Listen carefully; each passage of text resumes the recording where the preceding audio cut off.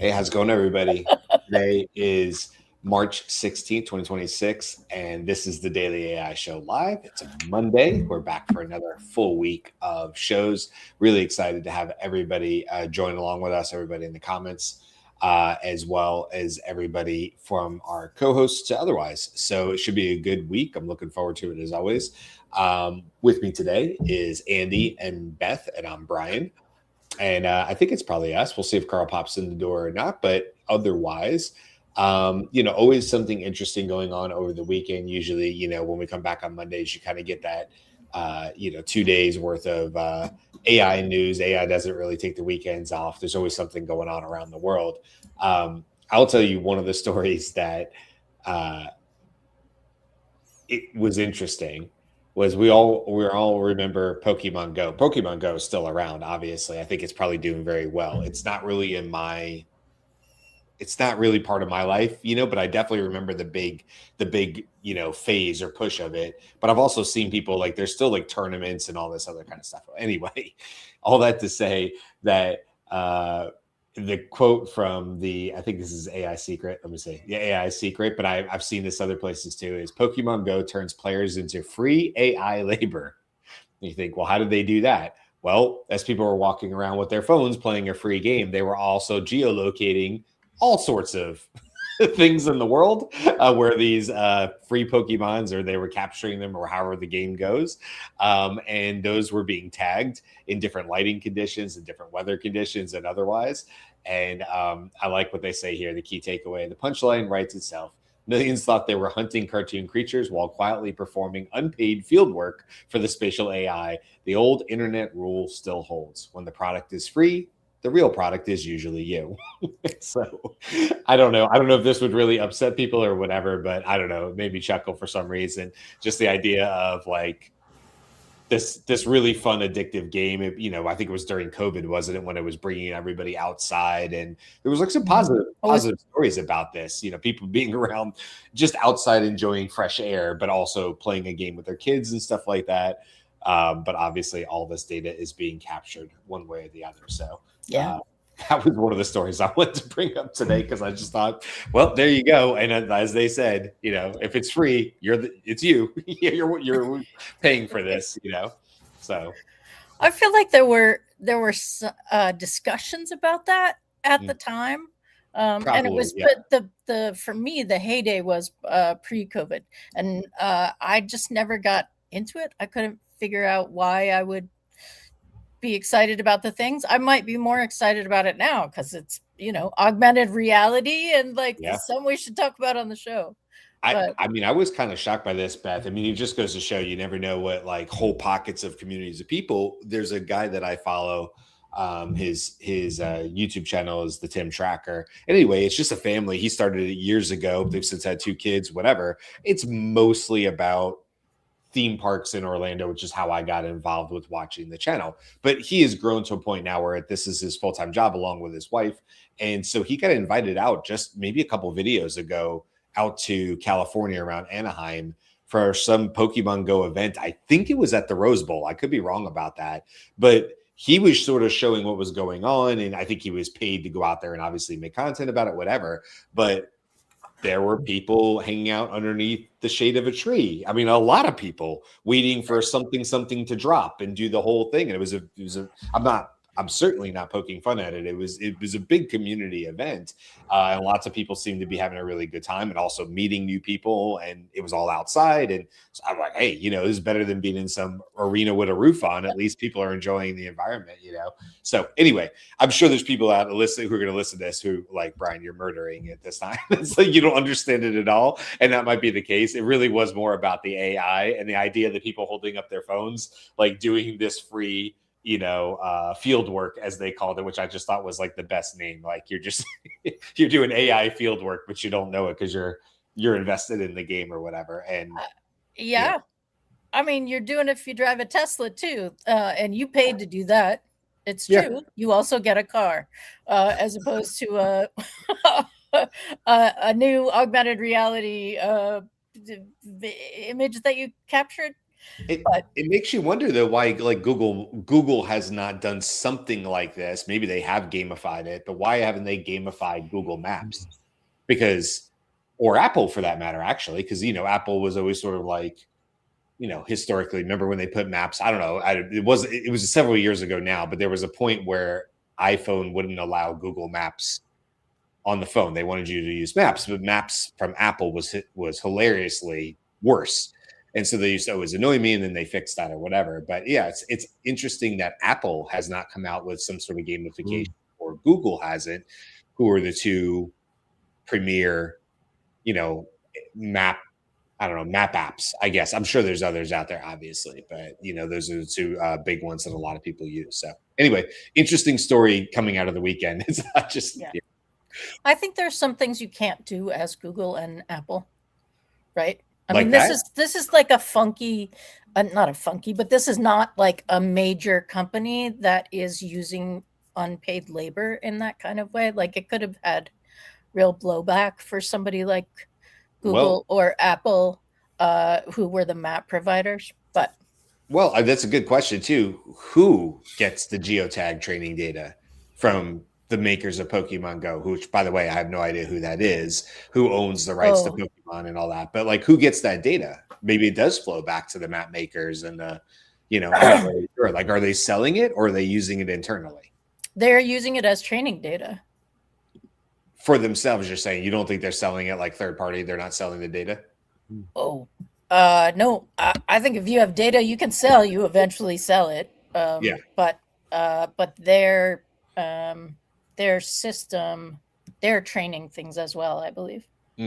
Anyway, interesting story nonetheless. What piqued your guys' interest coming out of the weekend? Well, today is the launch of GTC, NVIDIA GTC. So GTC is the GPU technology conference. It started in 2009. Jensen Huang and NVIDIA are now at the heart of everything AI. And they're the cognoscenti are referring to GTC, which is about to launch in a couple of hours, I think. They're calling it the Super Bowl of AI, or if you want to think about the nostalgia that's present in the long history of GPUs and NVIDIA in the world of gaming preceding that, it's kind of like the Woodstock of AI. So it's going to be interesting to see what comes out of it. I think the big story is going to be how does Jensen and NVIDIA present the future of GPUs in the context of inference, where it's not ideal, and the Grok acquihire thing that they did, the $20 billion that they gave to Grok to bring the inference-oriented LPU into the NVIDIA fold, that suggests that they're going to be talking a lot about inference, because the time when GPUs had to be colossally stacked together in order to do training of models is kind of reducing in its need, because there's already these training data centers in the hands of the frontier model developers. Now the big demand for processing is for actual real-time inference, especially with the advent of everybody's got a claw, right? So now cloud-based inference and or local inference using fast processors on local devices, all of that is what the future of chips and processing in AI is mostly about, rather than just training. We've kind of passed through the early phases where putting together major data centers for training AI is the major source of demand, and has driven the value of NVIDIA up over 4 trillion.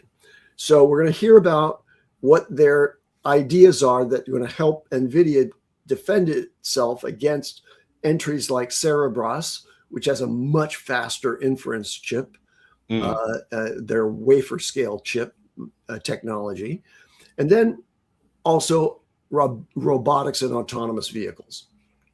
There's going to be a lot of discussion around those things at GTC. Go ahead, Brian.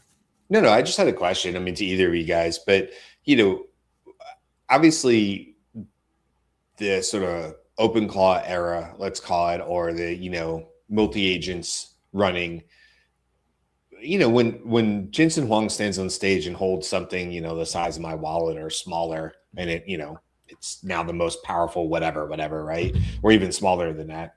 And he's like, blah, blah, blah. Well, obviously that didn't get manufactured in the last 6 months, probably. So I'm curious what you guys think is like, for them to be continuously successful as they have been in NVIDIA or any of the chip manufacturers, they obviously have to be betting on the future. And do you think just like based on watching how things were growing, that they were saying to themselves, I'm going to guess over a year ago, and that's probably being generous or being understating it, I would say, something like an OpenClaw is coming, whether they could have put their finger on the pulse and said, oh, because then why wouldn't they created it, right? But like something like that is coming. Okay, it's coming.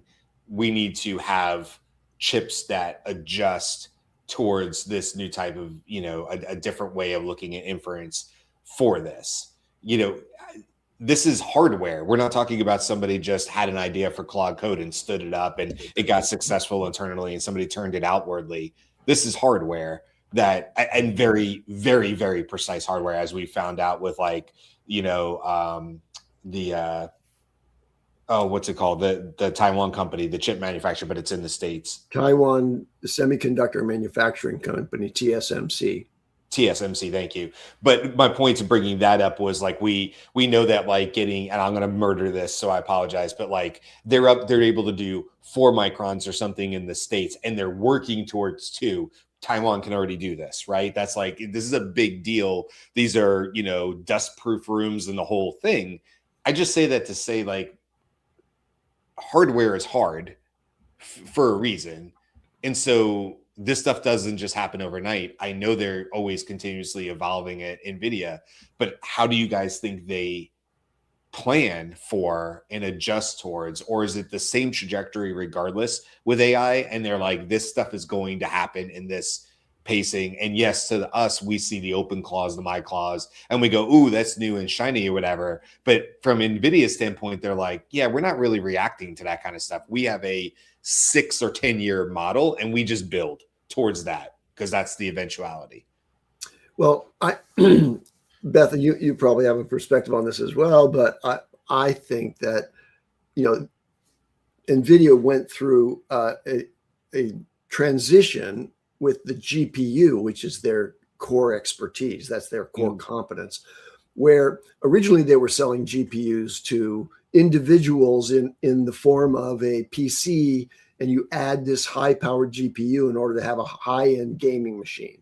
So that's really where they cut their teeth. So they were selling a device that was being ultimately delivered to an individual consumer, a local device.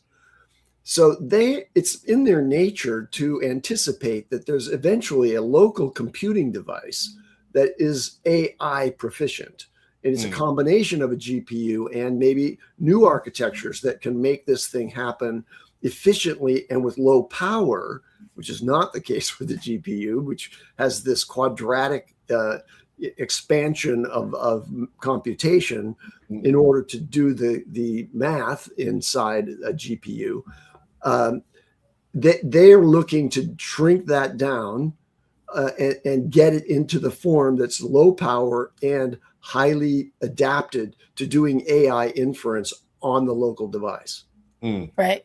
Okay. So I think they're seeing that clearly in their future, and that's what they're moving for. Let me just add one quick thing, Beth, and then I'm going to turn it over to you, which is the shrinking it down part is also a natural part of the overall objective of chip design and manufacture, which is let's get more transistors onto this tiny little piece. Sure. Yeah. Right. And so you referred to microns, but it's actually nanometers. Now there's these dies that do the silicon that originally were at 4 nanometers, and then are 3 nanometers is this current kind of mass market scale of the size of the transistors that are going on to the silicon. And now there are fabs with 2 nanometers. and there's new chips just coming out with 2 nanometers as their sort of resolution for imprinting onto those chips. So that everything's shrinking down, everything's going local. I think that's a natural part of the progression. Beth. Right. And NVIDIA famously listened to the people who are using their technology back when it was majority gamers. Sure. So that's a part of the culture. It's like they're anticipating what's happening, but they're not anticipating they're anticipating what's going to happen, but not in a vacuum. The people who are actually using their systems are sending the information back, like, this is the next thing that we need. And they already have a history of knowing what signal to pay attention to. Right? Yeah, I guess so. I mean, it's really fascinating to me, and I'm sure they're not the only ones. I mean, people are mentioning AMD in the comments, and yes, of course, there's other companies that aren't just the NVIDIA. It just happened to be that, Andy, you were talking about the conference, but it's fascinating to me because I don't know how quickly they can invent something new, or like have a new chip or whatever. It's a continuous process. I understand that, but AI it's pivoting, and some of the things we've seen even just in the last 6 months now, end of 2025 and all of 2026, have really shifted the landscape a bit. But if you're those companies and you're not just a software company, you're always hedging your bet on future tech that really hasn't come out yet. And they're doing it successfully and have been doing this successfully for years. To both of y'all's point, it's just sort of, it's impressive to me at a really, really large scale. And again, I don't mean to just single out NVIDIA, but to be continuously sort of right. And I'm sure they've had their missteps along the way. But to be right like that is impressive, versus other companies seem to struggle with that same kind of, and when you're a $4 trillion company, you have plenty of resources, not only to spend on people inside who are at the cutting edge of the architectures that you're designing, but also to make investments in all the little companies out there that are at the cutting edge, right? So they are a catchment for the latest and greatest. So it's not surprising to me that they have this almost impregnable position. By the way, Greg mentioned in the chat that there's a rumor even that NVIDIA is going to come out with an x86, which is a CPU architecture as part of that. And because of Nano Claw or Open Claw and Nano and all the many, many claws, now the orchestration of multiple agents is a key part of computing. Yeah. And that's not a GPU skill. Like, the GPU is not the best architecture for that. A CPU is. A CPU does that kind of marshaling much better. And so the design for these agentic computing stacks is going to be a combination of a CPU and a GPU, as it is right now in your computer, right? So if you buy an M series computer, on the same chip, they've got CPU cores and GPU cores. Okay, all of it's stacked together. And that's one of the advances, I think, that Apple has presented when they designed their M series chips.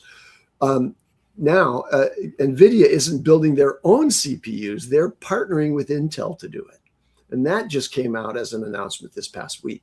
So there's a collaboration that's going to happen between Intel and NVIDIA now to build out this new architecture that's the combination of CPUs, really, really fast CPUs, and really, really fast GPUs together, working agents with onboard intelligence. So that's interesting. Brian, you were talking about Intel last year, maybe the year before, about the challenges that they had, right? Yeah. And I'm curious whether this is something that can rehabilitate Intel in some ways. I mean, they didn't, right? I mean, you don't have to have, it's not like everything they created was bad, but there was enough like bad apples in the thing that you're like, no, I'm going to go to another Apple vendor. Well, what was bad, and it was Apple. Actually, I didn't plan that, but that's funny. The Intel's supposed failure was that they missed the boat on inference. and training. So they did not have the right tool set for the AI companies to build on Intel rather than on NVIDIA. So NVIDIA took all of that market share. Well, now CPUs are becoming more important again. And so NVIDIA is stepping in. I want to just bring this up really quick from Gareth. He said they're probably one of the, speaking about NVIDIA, they're probably one of the only large companies that is agile enough to make quick shifts. And Gareth, you're probably right there. And what I would say is just bouncing off of what you said, Andy, they're so large that I would imagine at any one time, maybe the real answer here is that no, they don't always guess right. They just always have 10 things moving at once, and one of them is going to be right, or two of those are going to be right. And they're big enough and maybe agile enough that the 9 you'll never hear the light of day, but they're moving on them in case they are in fact do it. So, it could be that the real answer here is that there are many departments where people are working on stuff at NVIDIA and similar like companies that just simply never make it out of the starting blocks, because that's not the way the wind shifted. That's not the way AI goes. And with AI, you really can't probably just bet on, well, you can't just bet on one solution. We talk about that at our level. We talk about that, about not going all in and putting all your eggs in one basket for one model. At their level, they're talking about, obviously much, much bigger part of it, which kind of is a quick pivot here, because I was going to throw it over to you, Beth, for some of the news you saw, but just since this is still talking about this, did you guys see the news about Z or Z.ai?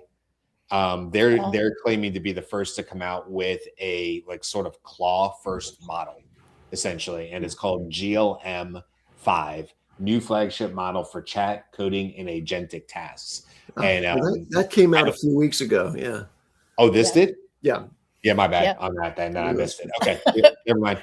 For whatever reason, it hit my news cycle today, but we can move on if that already came out. No, but the relevance of GLM-5 to the claw ecosystem, I didn't think of that as something. But when GLM-5 came out, Z.ai went way up on the open source leaderboards because of the ability for agentic reasoning. So I think that's a key part of it. Everybody's interested in that agentic reasoning skill set. And I think it maxes out the open source models position on the leaderboards for that. Right. And I'm just curious, before, had you guys heard of this company before? I mean, I always think of Z.ai or Z.ai, who, how much did you pay for that one letter .ai domain? First of all, who's backing that? Because that's, it's a Chinese company. It's a Chinese company. Is it? Yeah. Anyway, yeah. So we, while you were busy doing real work, we were on the show a couple of weeks ago. This is real. We were talking about. Had you guys heard of it though? Had you guys already, when you talked about it a couple of weeks ago, were you like, oh yeah, Z.ai? Because I don't think I've ever heard of this company. So, but I mean, that's nothing new. Things miss me all the time. But anyway, before it released GLM-5, I had never heard of it. Okay. Yeah. They pay double or more. What I just said, hundreds of thousands. Yeah, probably.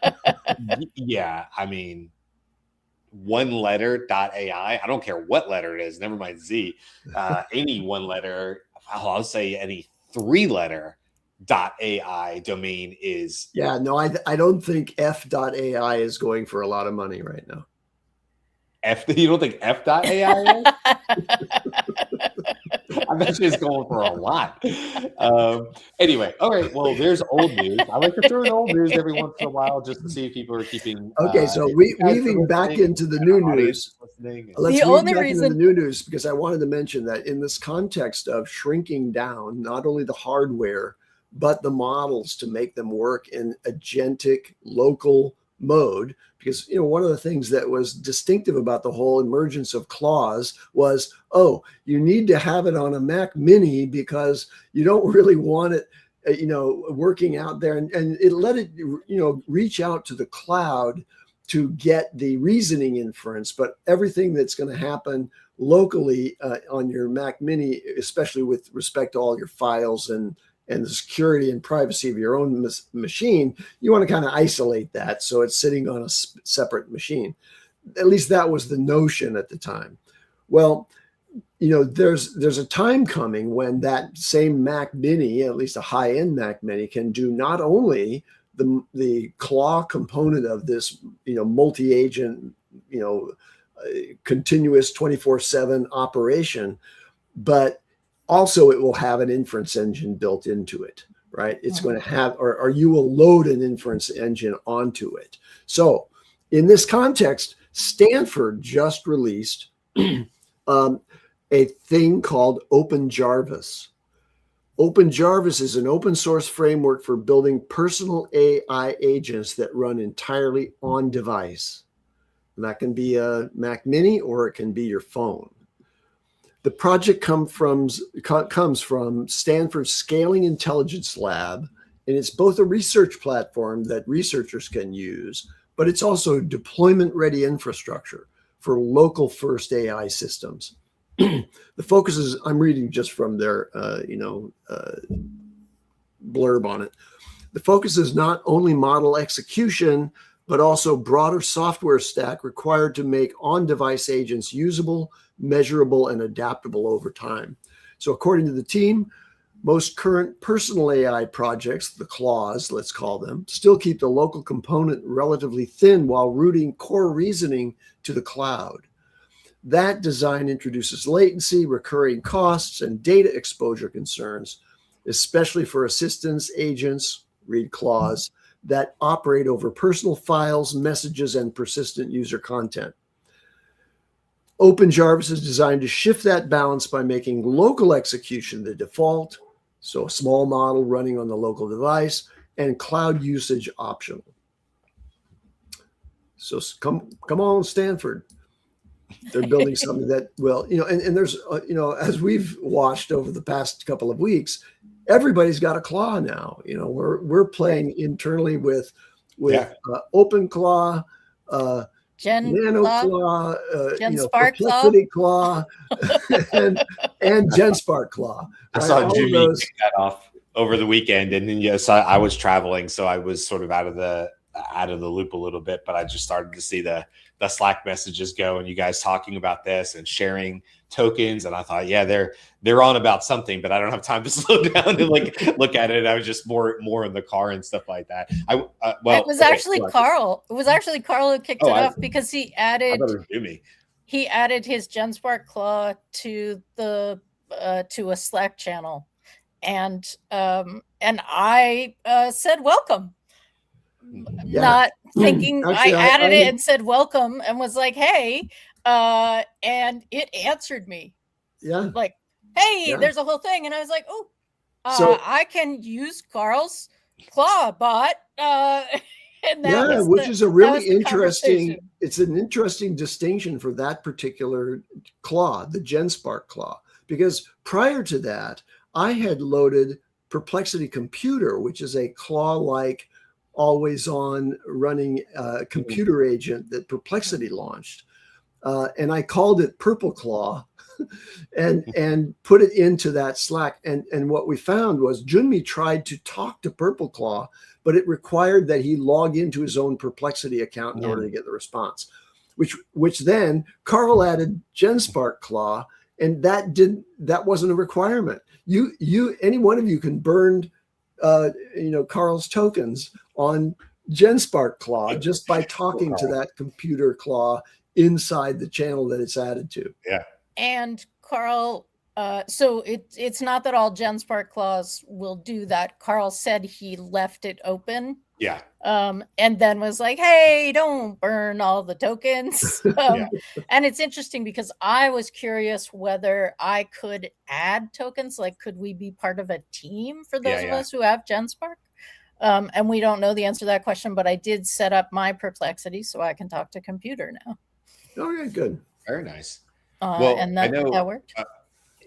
Andy had triggered something for me to say, Beth, but I feel like we keep going back at you. So I'm going to shut up so you can share what you want. And then I'm going to come back to Andy's comment because I was like, otherwise it'll just be us talking over you. So please. All right. So on Thursday or Friday last week, I was in an app building workshop for building production ready apps. And this is a little bit of a weave off Andy's talking about, and you talking about what domains are available. I have long had an idea for a podcast player that I could talk to, right? Like my big frustration is that I am somewhere listening to a podcast. I get a totally like, wow, that's amazing. I really want to talk about it. And Siri won't talk to me. Alexa, not so much either, right? Like I'm wanting a situation that is not available to me then. So I built the app.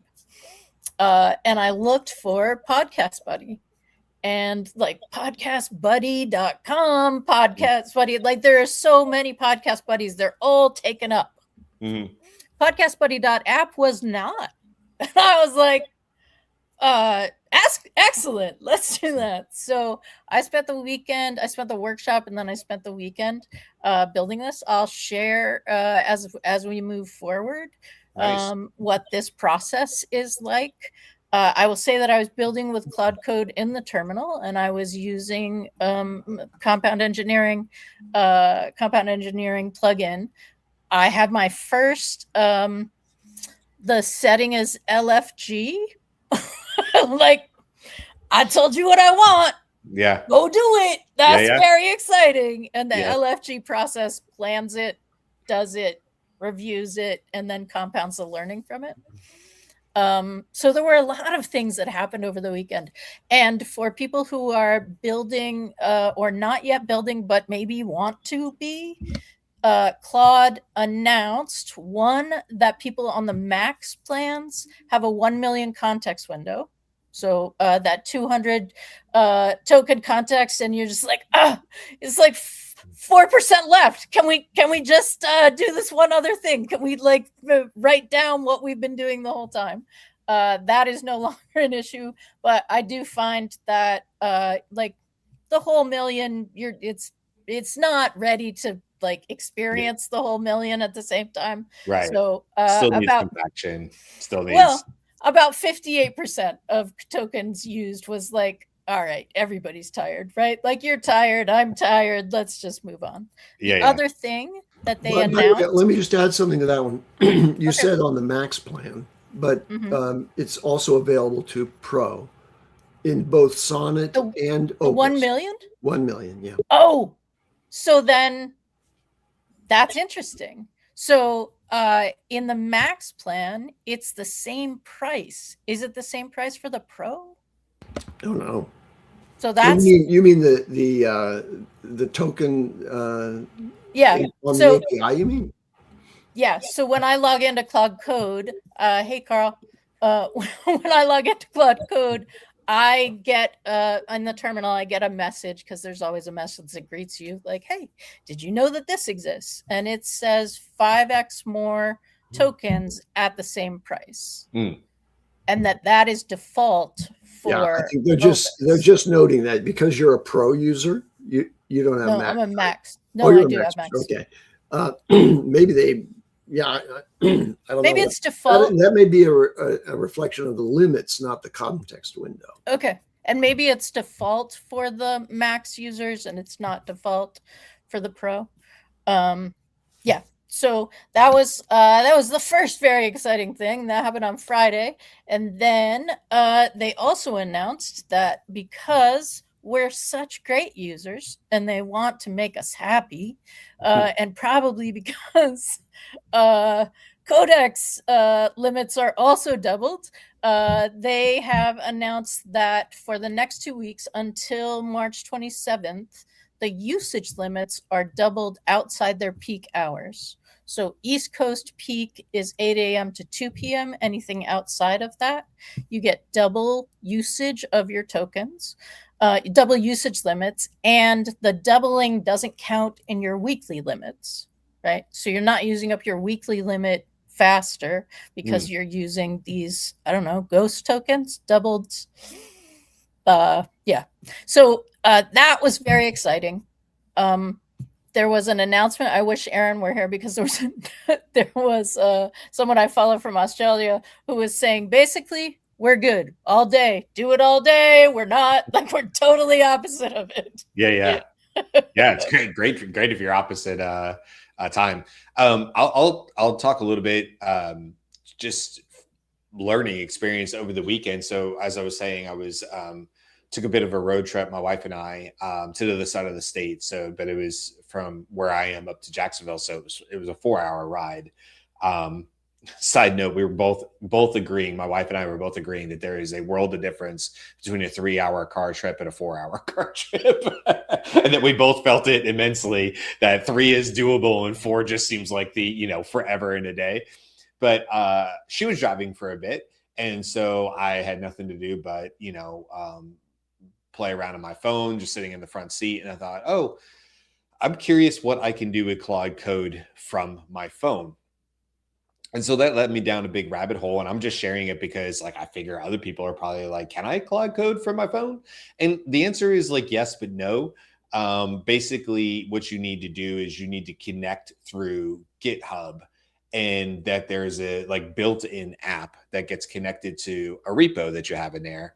And where I was having trouble over and over again is every time I would go to my Claude Code, Beth, it would only show me your repos that we had shared through other, for Bruno and stuff. And I was like, no, I'm not building in Beth's repo. You know what I mean? But it insisted that I use Beth in her repos. And so anyway, I went down this rabbit hole because I was like, well, what can I or can I not do? And so anyway, it uses essentially the CLI, the command line interface through GitHub as a wrapper, essentially. And then you have to use push commands, essentially, and triggers in order to make things work. And ultimately, I did not end up doing it. If anybody's wondering, can I just use Claude Code on my phone the same way I use Claude Desktop? The answer is no. However, I will tell you that is a bit confusing because when you look at it, it sure looks exactly like Claude Code from the desktop. And so if you're like me and you're thinking wow, if it quacks, looks like a duck, it's probably a duck. It's not a duck, it turns out. It's similar to a duck, but you still have to go through GitHub to go do it. And it's duck-ish. Yeah. Are you talking about the remote feature? The remote control feature? No, just literally if I wanted to use Claude Code on my phone connected to a repo. So I wasn't trying to use my local files on my phone, that they wanted you, it's very clear. They want you to connect through GitHub to do the CLI app interface to it, not the remote is the way it read out. Oh, because I've been coding with the remote. So that you probably already have a project started and you're remoting into that project. I have 3 of them. Yeah, I'm remoting into 3. Yeah. Are you talking about actually starting a project? Correct. Yeah. Couldn't do that. Now, I will tell you, so that's a good, Karl pointed that out. Yes, if the project exists, I could remote from my phone into that project and continue working on it. But I was stuck because I only had my phone with me and I couldn't do it in the car, right? So probably had I known that, I would have set this up before I left the house and set myself up for success, right? Ultimately, what I ended up doing at my in-laws, which is where I was hanging out, because I pulled out my laptop and I was able to do that. Now, I will tell you guys, what was I trying to do on the phone? What was my big idea? Well, I wanted to play around more with Google's latest embeddings 2 model that's very high multimodal. Not only because I wanted to understand it better for what I'm doing in Project Bruno, but I just wanted to see what I could do. And so you guys tell me if you think this is a good idea. I've only built a little bit of it. I've only lightly tested this, but here was my idea for the Google embeddings 2, that, we all have stuff around the house that we can't remember where we put it. We put away our Christmas decorations 1 year later. You go, man, I really should have labeled that better. You put stuff in junk drawers and you go, I don't know, it's lost to the world. You have closets in your house or whatever. Well, the whole idea was, you just take your phone and you hover over the drawer, your junk drawer, whatever the drawer is in your kitchen, and you just videotape it. And because of the embeddings 2, it's capable of looking at what's in that drawer, and then you just label it as drawer 2 in the kitchen or whatever on it. And it takes a stock of what's in there And then essentially what you're able to do is you get on your phone and you go like, where are my gray scissors? Or in my case, where is this tool? I need to do it for my entire garage because I have too many tools and too many different buckets. And where is this tool? And then the simple app that I was building essentially just says like, yeah, that's the gray scissors. That's in the drawer or whatever. And then what I was doing was using it and playing like a bit of hot and cold, where it's almost like that Pokemon Go. So if like you turn your phone to it, the phone starts turning red, and it's like that way. The scissors are that way, and take it to, which is unnecessary for where are the scissors in the house. It was more about like what can this embedding model do. But I think it's fun to think about, because if it is audio, if it is visual, if it is text, right, that becomes pretty big, because I can take a picture or a video of a drawer or a video of my house, and if it's located at that like geolocation spot, essentially, then you do basically have all the pieces and parts you need, especially through the 80K through your like iPhone, to basically have a Pokemon Go type. Now, I didn't say that just happened to be, that story was today, but in my mind I was thinking like, oh, that's a fun thing. So now here was my next idea. You guys know I'm going on this big cruise ship. Can I just create an app and go create a hide and seek hot and cold game on the cruise ship, and you just geolocate? Because then what it would do is it would say is like, it wouldn't tell you where the scissors are. In this case, let's say it's a piece of art. It's saying, it would say to you on the app, I'm thinking about trees near a river. I'm thinking about, you'd be like, trees near a river. Oh, there's an art piece that's a trees near a river. Maybe it's by that. I saw it by a certain staircase on the cruise ship. And then you could literally play hot or cold. Like, you could do it with your kids. You could do it like that. Model allows you to do a lot of really cool things. So, anybody in the comments that happens to be listening to this, I'm interested in seeing the next hot or cold game that you could play with anybody, because you can video it, geolocate it, embed it. It's a vector embedding, and then just basically turn around and have it give the model will take care of doing the clues for you. Because if it knows what's around that painting, that's your go find it, and it understands it, it can just figure out clues to give. And I'm sure you could probably tell it like give harder or easier clues, or say the aft of the ship, or if you were doing it in your house and you hid your kids, if you have like Andy, grandkids, right? Like their 5 favorite toys, just underneath the blanket or whatever. And you'd be like, all right, let's go try to figure it out. Is it hot or cold?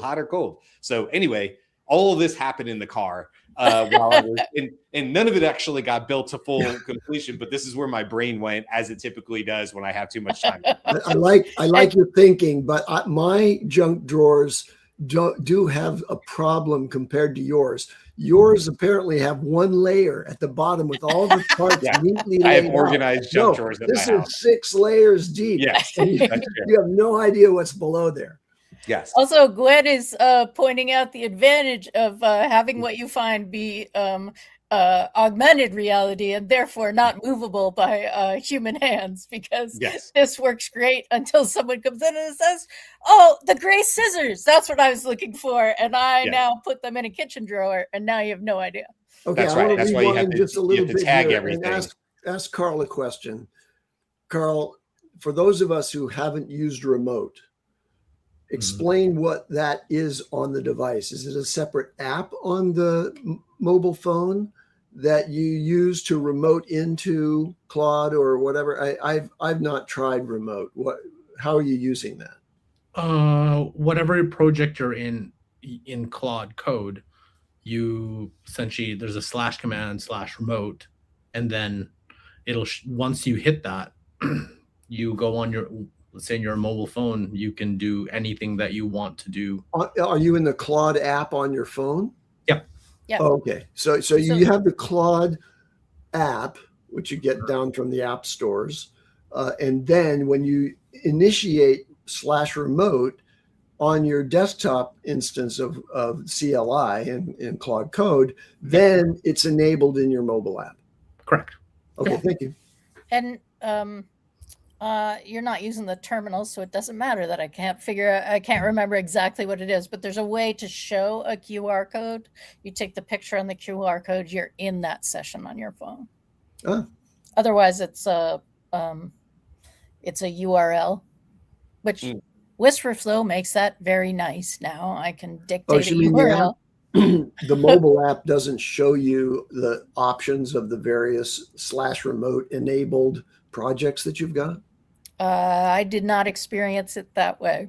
Okay. So for mine, it would continuously show me when you go to at the very bottom of the screen in Claude Code, it'll show you the repos that you have access to on there. But I'm not sure how that would work with remote on it. And you're talking about the iPhone app now. Yeah. Right. Yeah. And the I was gonna say it's a little weird because it's like it's there and it looks very, very similar to desktop, but it just doesn't have the exact same functionality, which, I mean, don't get me wrong. I understand.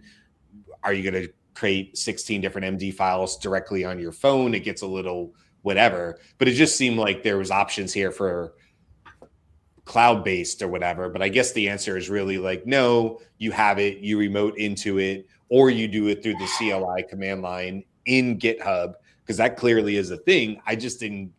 I got to it and I was good. I set up a new like repo and all that stuff on my phone, did all that stuff. But then I ran into issues with like the, it's not called, it was like actions or push commands on it. And I was like, I don't really know where to go with this. That I'm sure is my own just limitations because I am not building in the command line like you are, Beth. And so you may have looked at that and said like, oh, I know what to do next. But because I've only really been building on the desktop, that didn't translate for me as quickly, you know? And also I was in a phone and at some point you're like, all right, I'm not doing this on my phone in the car anymore. I'm going to move on to something else. But I spent a solid hour probably going down all sorts of different paths with it or whatever. And just wanted to share because I would imagine somebody else is thinking that like, oh, here it is. Why can't I use it the way I think I'm supposed to use it? You know? Right. Well, it is. So the various places where you use it are not speaking to each other, right? Like if unless I'm using remote, and then it's like I'm speaking to a walkie-talkie that's attached to my laptop. I found last week I ended up using it when I was commuting and then coming back, and I was able to approve the things that were running. I'd set a bunch of things up. That is my preferred use case because then it doesn't, I'm not really typing on my phone or voice, like doing a lot of stuff on my phone, but I was approving the various things that needed to be approved. Yeah. I would imagine too, just to sort of wrap up this part of it, Beth, Karl, whoever's using remote, that has to be open and running on a computer somewhere? Yes. Right. So in my instance, I would have gone to this desktop that I'm at right now at my house. I would have made sure that Claude Code was open on desktop, that I was in that project, and it was just sitting there. Whether my computer went to sleep or not shouldn't matter, but it's just open and sitting there. It does. Right? It does. It absolutely. Karl and Beth like, really? It totally matters. So on the Mac, there's a setting that says don't go to sleep when the monitor turns off. Right. Got you. So you would have to do something like that with. Yeah. So it literally has to be running as the answer. It does, because I remember it would disappear from your device, like whatever you're working on. I was like, why is it not here anymore? And it's my computer sleeping or something. You're right, Brian. Like, how much are you possibly going to be doing on your phone? Like, it's a different experience from like unless you're like, okay, I've got a project to do, I gotta go somewhere. It's like you'd probably want to do most of this on your desktop. Because of reasons, right? It's like, yes, you could do it. There's some fun stuff you could do, but like I'm trying to figure out situations where you're like, okay, I gotta do my actual work on my phone. Ideas, I think, is where my brain was. But to be fair, Claude was also like, hey, bud, just use Claude. It was like, it kept pushing back on me. And I was like, yeah, got it, Claude.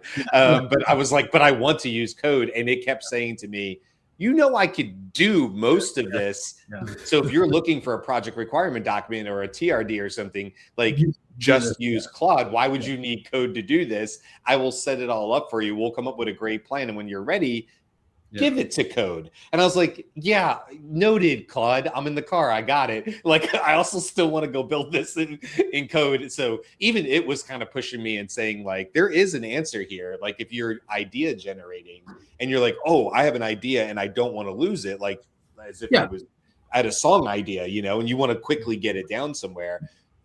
That is the right answer. Claude, any of them, you would iterate on the idea for the project requirement document that would then eventually be handed over to a Claude Code or a Codex or whatever, or any of the Claude. There's a question we have to answer here, which is related.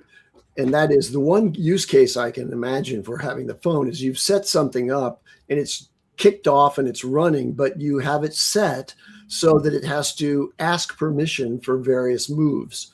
And you can do that remotely from the phone while you're doing some other things. You don't have to actually sit there and nursemaid your computer.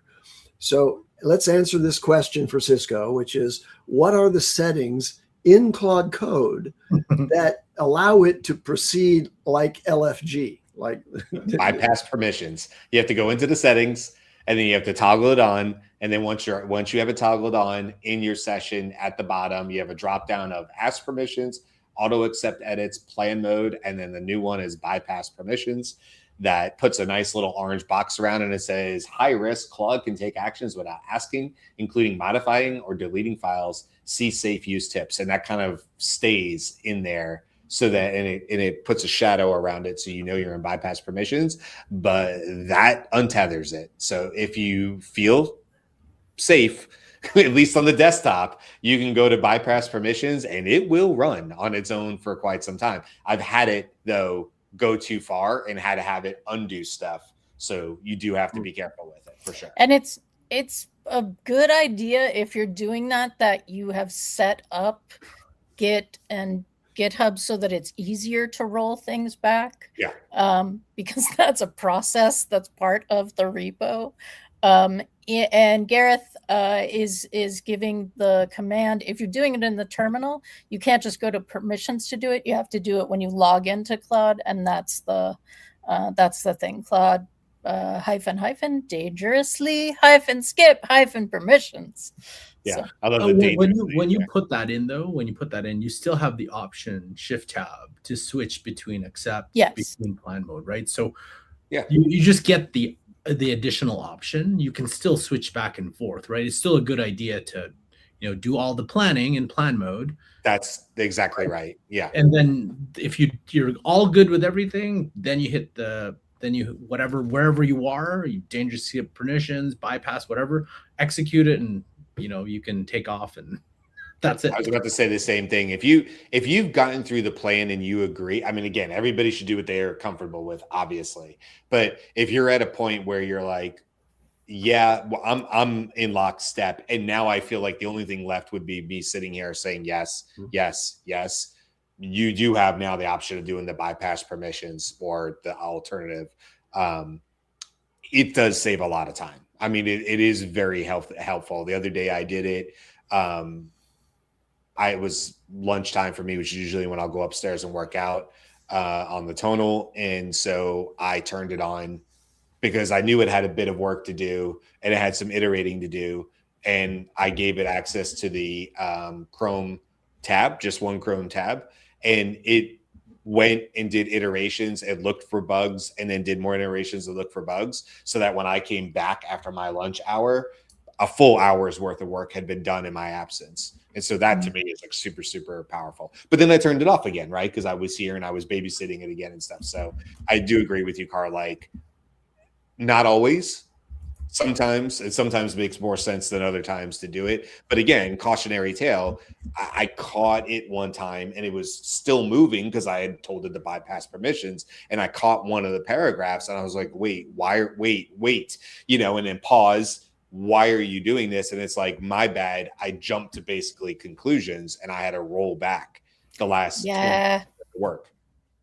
Yeah. This is a big thing that happened over the weekend. One thing about permissions, what I end up doing after, like, we've set a big plan, we know what we're going to build, what we're doing.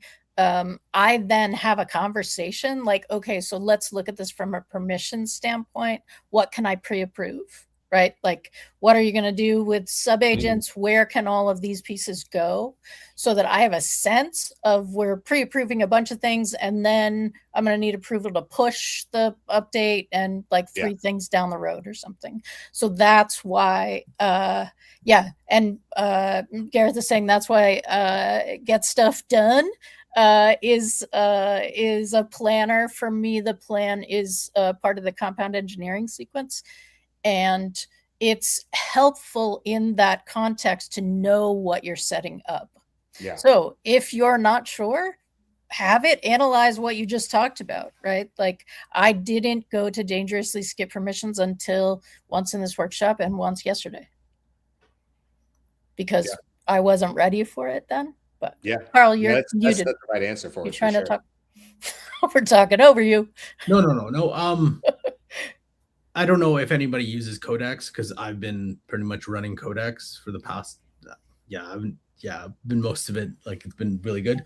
You do have full, like, there is a full access mode, so most of this stuff is done but it is fantastic. You run Spark on it, and it is like a turbocharged, like, amazing things. Codex Spark on extra heavy, or I think extra high. It was like loved it. Loved the so if anyone does the work, I kind of like the UI in Codex much better than Claude Code. I don't know why, but I just find it's just, for me, a better UI. The skill setting, the automation setting, kind of just, if you haven't tried it, go try it. I haven't. I'm actually that person. I haven't, because it's like shiny object, and I'm trying to not do that as much, but I am like all the time. I kind of want to go back to my claw and play in there. And I've told you guys, I haven't, because it's just one more thing right now.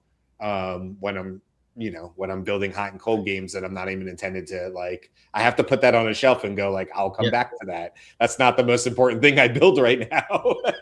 Although it sounds like a hell of a lot of fun. No, but that's like a fun LFG kind of situation, right? Like, build, and then, like, sure, you're in a little box, build this. I'm not like, go do your thing. I may try to set that up and see how far it'll go on its own. I mean, once it has the API access and stuff, it should be able to do it pretty quick. It requires having some cloud, obviously, if you're going to try to run it as a little local on your phone or whatever. So there's some complexities there that are, but I don't think it's a hard build for what it is. You're really relying on one model's ability, which was the whole point anyway, which is like, how far can I, like, Karl always says, like, oh, great, I have this new thing. How do I break it? And so that was my thing, was like, how far can you push Google's new embedding to? I want to know where the upper limits are of this. So if I give it audio or video, and how good is it out of the box, essentially, so whatever those little examples are, little hide and seek games or otherwise, it's really just like, how far can you push that model, Right. So you're right. That's probably a good, like, set it and forget it. And just, since it's not something I need for work or anything like that, it's just more of a trial. Who cares if it runs by itself for a little while? If it's broken at the end, it's broken at the end. I haven't really lost anything. And well, back to our point about use the off-hour tokens to do it. So you're not even paying as much. You're not really feeling the brunt of it if you're kind of messing around, I've told this to Andy, but that's how Podcast Buddy happened. I wanted to test building with something that I knew the idea well enough that I could do it, but that I didn't, like, feel pain when it doesn't work, right? It's like, all right, let's just do the thing. Yeah. There's a big difference. I'll go back to the analogy my dad said to me. My dad used to love working on cars. He was good at it too. This is before everything was computers and all that. We're talking about the 80s and 90s. And anyway, he had an 86 Ford Escort, which was eventually my car. It was passed down through my brother and then down to me. And that was my first car. And anyway, but when I was a kid, he was working on it in the garage, and I came out as a kid, and I see my dad, he would come home from work, get out of his white button-up shirt, and at Delta, and then start working on this car till like 10 o'clock at night in the garage. and pulling out the, you know, all the parts and pieces and small head block and all the stuff. And so anyway, I sat down on the stairs and I said to my dad, he's probably my age or younger now, which is crazy.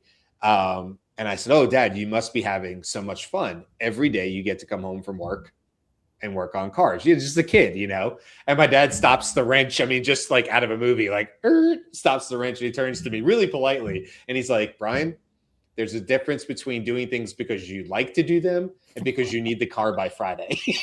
I said, "Oh, okay." And so that's always what's stuck in my head is the analogy of like, you can be doing the exact same thing, right? Beth, you could be using Claude Code or Codex, doing the same process. It's quite a difference if a client is waiting for it to be delivered on Friday, or you're doing it because you want to build the podcast buddy or the hot and cold or whatever. So anyway, just thought I'd share a little story from my childhood, a good life lesson from Dad along the way. By the way, he did fix it in 5 days and was driving it again. So kudos to my dad who knew his way around an engine block. All right. Well, listen, we're over time, so we're going to go ahead and wrap things up. But we'll see all y'all back hopefully for the rest of the week. Thanks to everybody in the comments hanging out. Thanks for the questions, the comments, everything there above and beyond. I didn't even get to one of the topics I was going to talk about today, so I'll wait for tomorrow for that. That'll be fun. So that's it, guys. Thanks for hanging out with us on Monday. Tomorrow is St. Patrick's Day, so come on back for a little bit of green AI fun, and we'll see you then. All right. Bye.